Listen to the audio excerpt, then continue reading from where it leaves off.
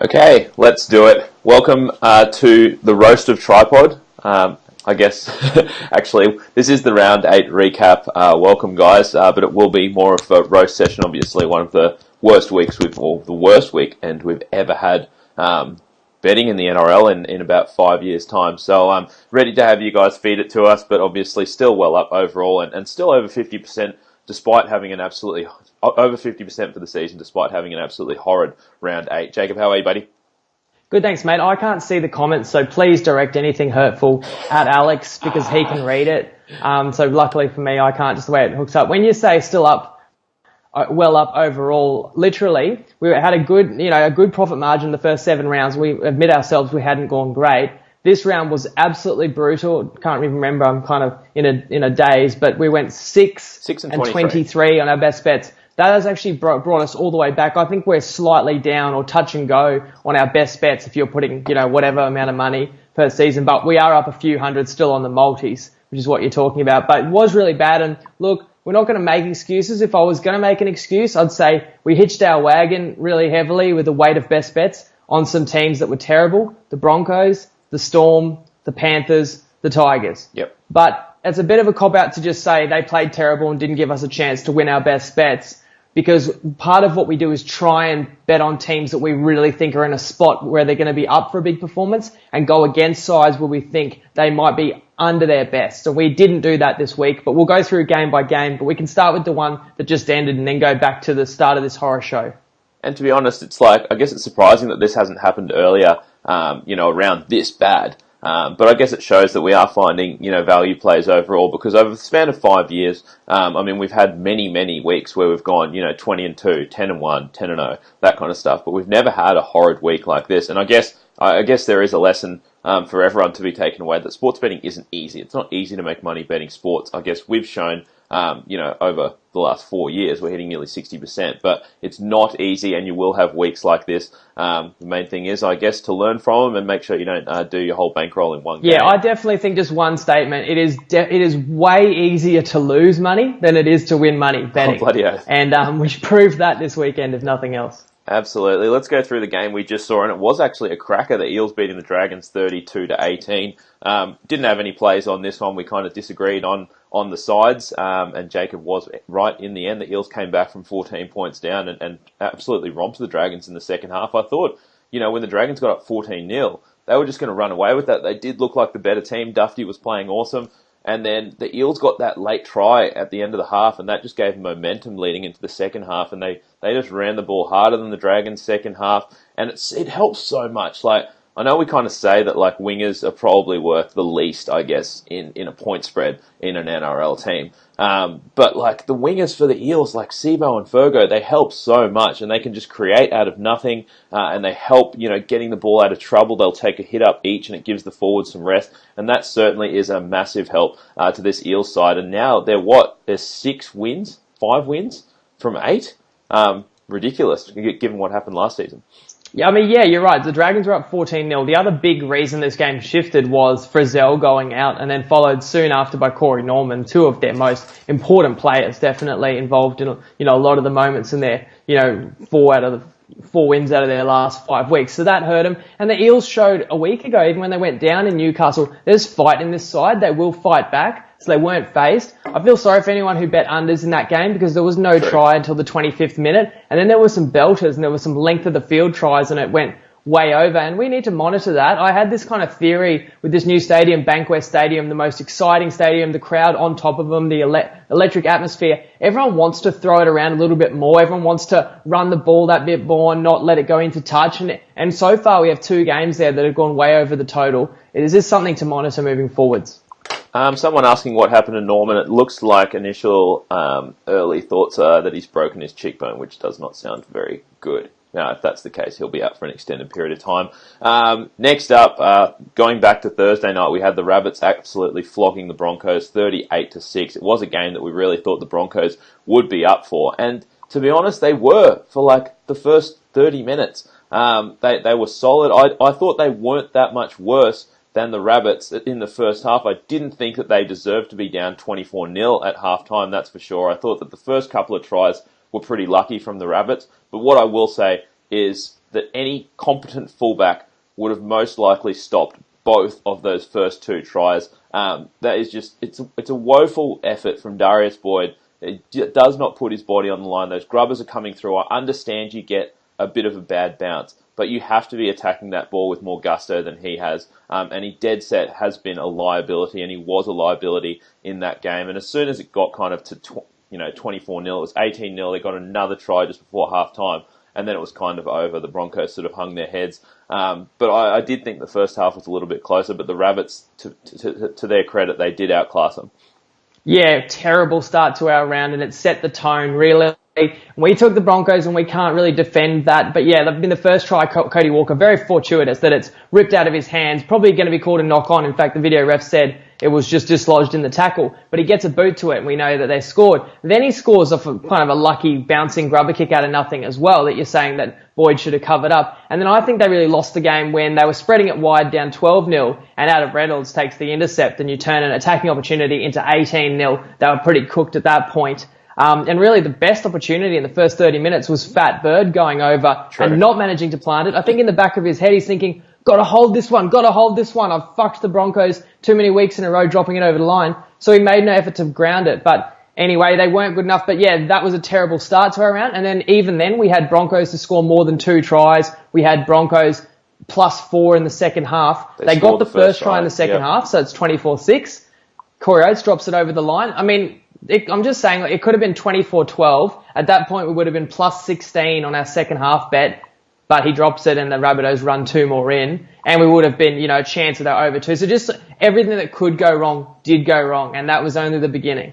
Yeah, absolutely. And before we move to the next game, I will give a shout out. I can't even remember. I feel so bad that I can't remember the name, but a bloke that tipped Cody Walker to score a double in our group. If you're not in the group, get in there. Obviously, good banter and good tips. But a bloke tipped Cody Walker to score 2 tries at 20-1, copped a load of shit for it. And as we know, you do cop some shit when you're putting your nuts on the line, posting up tips. Copped a load of shit for it. Everyone telling him that it had absolutely no chance at all. And he cashed that one within the first 15 minutes. So, solid tip there. Moving on to the Cowboys beating the Titans 28-14. Only had the 2 plays on that one, and we did go 2-0.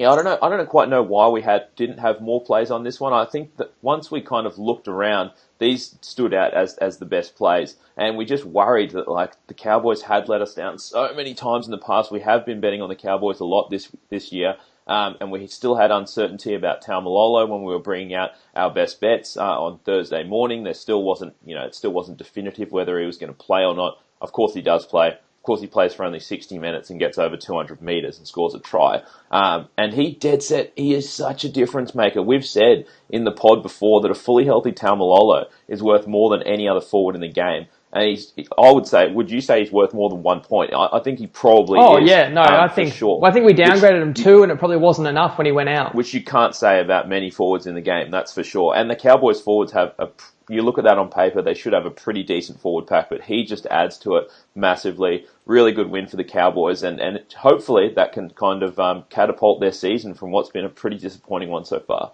No doubt he gave them a lift. I still don't think the Cowboys are very good, and I've got to say, in a terrible round where we did not have many winners, we won 2 best bets in this game. We got a bit of luck for sure. True. Because we had the Titans to score under 8.5 first half and to score under 16.5 for the game, maybe 18.5. But they had 2 tries disallowed in the first half. One, it was fair to disallow the try with a mini double knock on in there, but very unlucky. And then the second one, they disallowed the length of the field where Brimson makes a sweet move. And in fact, I think it was Brimson going all the way. Peachy. He offloaded Peachy. Peachy's gone in under the post, and Sammy is jostling with the Cowboys wing. And anyway. Really, the Cowboys player initiates contact.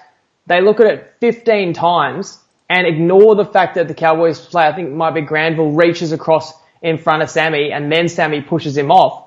disallow the try. So that was harsh, and it was actually probably a more even game. Like, it was 16-14 even after that bad luck with 20 to go. So Titans, again, a little hard done by, but we're more than happy to cash a couple bets in that one. Oh, absolutely. And then moving on to the Sharks beating the Storm 20-18 in what was probably one of the most surprising results of the round, I guess. A lot of home teams won this week. I think the only non-home team that won was the Knights against the Warriors. But yeah, look, so this one, we had 4 best bets, all 4 lost. We liked the Storm. We thought they were much better than a depleted Sharks roster and thought they could just absolutely demolish them. So anyway, I'm away for the game. I chuck it on record. I get back, I'm like ready to watch it later on, and usually I try and stay away from the score, but this time I went into the group, saw a bunch of people going, fucking Storm, useless dickheads, all this shit, and I'm thinking to myself, what the fuck? So I start watching the game. It's 30 minutes in. Storm are up 12-6. They look like the much, much better team in my opinion. They're playing much better.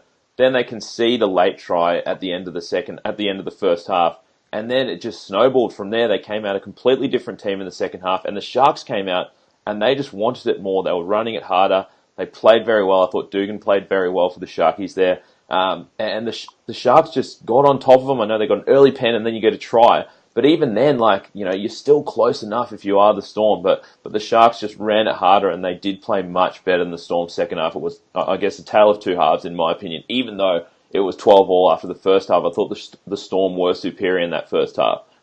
Yeah, we didn't see this coming because otherwise we wouldn't have been betting on the Storm -6 and the Storm to win each half by, 3 or more. But we have highlighted the spirit in this Sharks team. And you look back, they've been down on troops for quite a few weeks, but they had no right to beat Penrith if you go back 2 or 3 weeks when they're down 20-6. Come back in the end and win that game. And then I mentioned a couple of times the Broncos game. From in an absolute hole to only concede 1 second half try at Suncorp against the Broncos team with their tails up. It just showed they never gave up. And in this game, it was the same thing. They didn't give up when they got down. Now, a lot of people complain about refereeing. I mean, Melbourne didn't get a penalty for a 50 or 60-minute stretch of this game. It didn't help. I thought there was a crucial missed call for a ball that was a knock-on by the Sharks in the in-goal that was actually, it should have been a 7-tackle set to Storm. It ends up being a dropout to the Storm instead. And that video ref had checked that one, looked at it 15 times. You could see the knock-on, but they just turned a blind eye. But no real excuses. The Storm are not this ruthless clinical monster that we're used to watching, and I'm trying to figure out why, and I'm going to say a really obvious reason. They actually do really miss Billy Slater, and I think because they played so well the first 3 weeks, we've said, Jerome Hughes is still a gun, he slots straight in, and they're such a well-oiled machine, you don't miss him. But the fact is, there's actually limited playmaking. When the defence kind of dials in on Munster, and you got, Smith in at dummy half, a lot of pressure on Croft, and Jerome Hughes is not the same playmaker that Billy Slater was, where he can play on the ball as well as be a damaging runner. That's one of a few reasons. The Storm know themselves they're not playing the standard they should be. It cost us on Friday night. Yeah, absolutely it did. Moving on to the Raiders thumping the Panthers 30-12.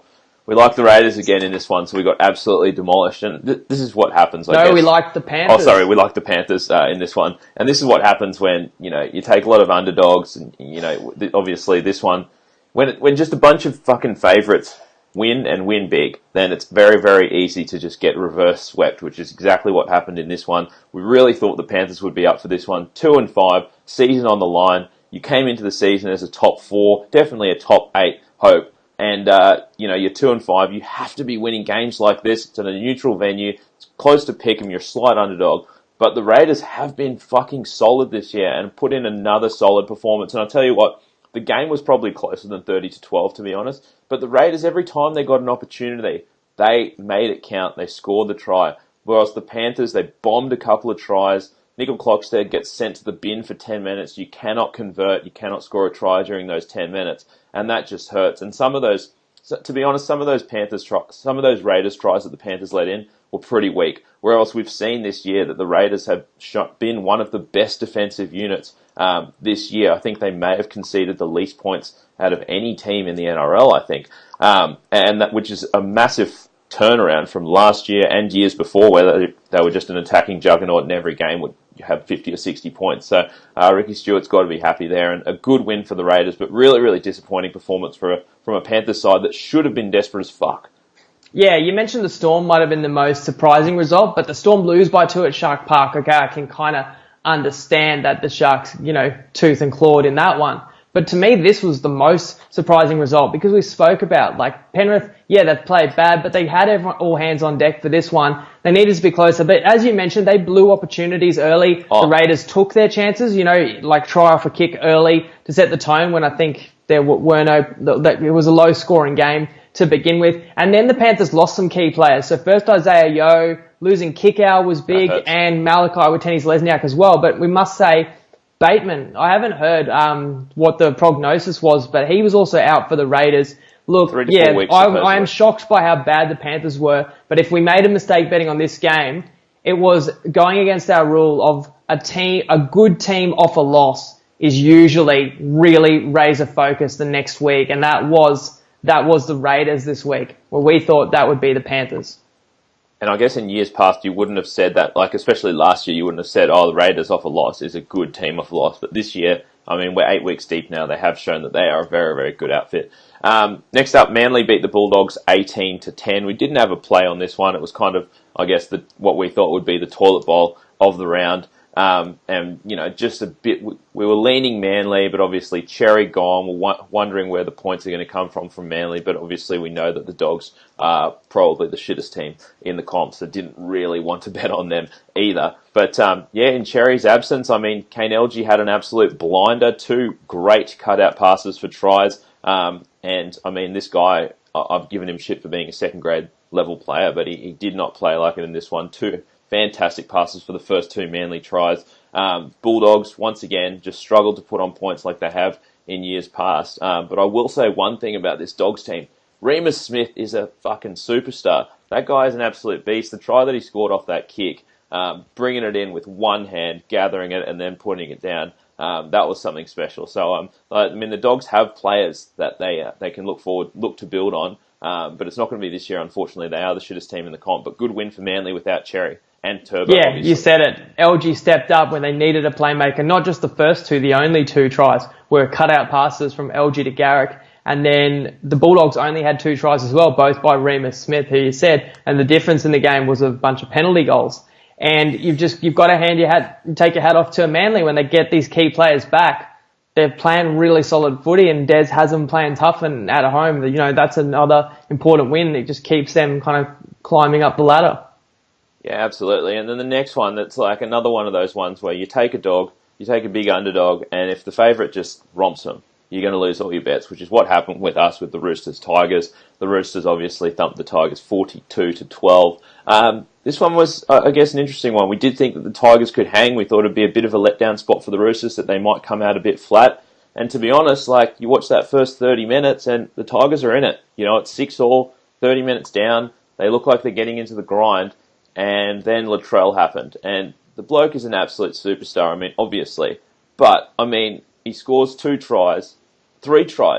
Could have even had the 4th try at the end there, but it got taken right out of his grasp. So 3 tries, 2 try assists, absolute superstar, and he just took over the game. And when you have, a team as stacked as the Roosters, and their superstars are playing well, and once they get a roll on, it is super, super hard to come back, especially when you're a team like the Tigers, which really struggles to put on points. So it's just a masterclass by the Roosters, and there's nothing much you can do when you're on the wrong side of that. Yeah, we got Latrell, and what hurts as well is we were over the Tigers. We had the Tigers plus 6.5 in the first half, plus 12.5 for the game. But we're on unders as well. We had the first half under 4 tries, the game under 7.5 tries, the total under 40 or 41. And the first try wasn't until the 25th minute. And, in the 35th minute, we're at 6-all. We're looking totally sweet for a plus 6.5 and for the first half to go over.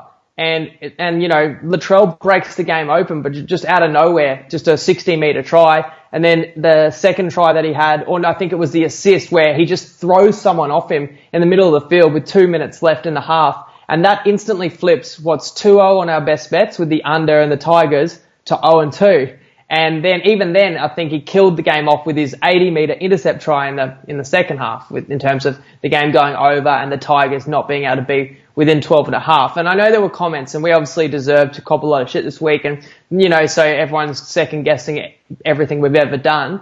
But, saying you cannot bet against the Roosters. They're too good. They're unbeatable. And I have to pause and say, well, hang on. The last two games, they were not unbeatable. They could have easily lost down in Melbourne. And if you watch that Anzac Day game against Dragons, they could have easily lost that one.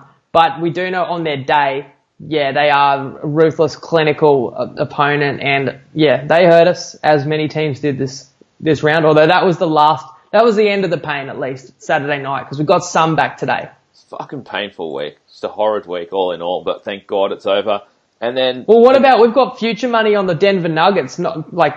Only 90% of people watching probably don't know what that means, but they lost in quadruple overtime in a pivotal game. We've got like a future paying $50,000. We might talk about it later if it gets anywhere near, but close. It probably lost, and that was on Saturday as well. So we've had a shocker this weekend. But today, we turned the corner, I hope. Very, very grim week, and we've turned the corner today. Obviously, the second, we had bets on 6 games, and this was one of 2 that we actually won on. We did like the Knights, and they did beat the Warriors 36-18. Pretty interesting game, this one. Pretty entertaining game as well. Knights, I guess, I think defensively, they really stood up, especially in that second half. The Warriors were trying to throw all sorts of stuff at them, but I think the Knights just kind of ran harder. They out-enthused the Warriors, especially in that second half. Ponga, we said we were looking forward to the Ponga v RTS clash, and Ponga dominated that battle. He really did. He had a great game. And RTS, I would say, from his standards, had a pretty average game. But, I mean, we've said this before, it's all about completions. And the Knights are not known for completing a shitload of sets. They're not known as being the most disciplined team out there. 91% completions. It's very, very hard to lose a game when you're completing 9 out of 10 of your sets. And that's what they did today, and they were just too consistent for the Warriors today. Yeah, I love the fact that they did take that form and that effort and intensity that they showed on Sunday against the Eels in an upset win. They took it on the road and they backed that performance up, and it was more of the same. The hard running and tackling, Danny Levi getting out of dummy half. Man, first half I still thought RTS had the edge over Ponga. He scares the shit out of me. Like literally, if I'm betting against RTS and he gets tackled, I breathe a sigh of relief. I'm like, now he can't score, set up a try next play. Like, True. He frightens the daylight out of you. But second half, as the Knights got on top in that game, Ponga got some more space and ultimately opened them up. And they could have won by even more. Connor Watson, fucking feet for hands. And Barnett dropped a certain try as well. But they still won the game by 18 points. Fusatua was scratched for the Warriors. He will help. The Warriors are just a team you never know what you're going to get for sure, and today they were below par. But we still had to be brave to kind of go against them with the Knights, and after, our confidence has taken a battering, so we didn't know what to expect in this game, but we're glad that the Knights, kind of dug into this one and got a good result. And out of our 5 best bets, we didn't win them all because we had the Warriors to score less than 11 in the first half. They got 12. 2 sideline conversions and a try for bombs. So that's just the way our round was, really. Absolutely terrible. But, we're here to face up, and there's nowhere to hide, and there's nowhere to hide the losses, and you'll see our season profit on best bets is going to evaporate when we tally it all up and show you on Wednesday. And that is punting. That sometimes it is not always that easy and doesn't always go your way. But we're not going to, give up or, completely overhaul what we're doing. We need to take a hard look at teams that we might be overvaluing. I know there's a few people will be suggesting or undervaluing, but we'll be fighting back. And if you follow for enough years, you know that, the bounce back can be a strong thing with the pod. And at least, we're never going to fucking, we're very, very transparent with all of our results. As you can see, we've had the fucking worst round we've ever had. We're here to face the music, but unlike, a lot of other pages that'll do, weekly results or whatever, and, both when they have a sweet week, you come to ours, you can fucking see exactly our record over the last 4 years, what it was last year, what it was the year before, and what it is this year. So we're not hiding from that fact. It will be interesting, actually, to see what happens with the Warriors when Nicarima goes over there, because honestly, what am I saying? What's his name?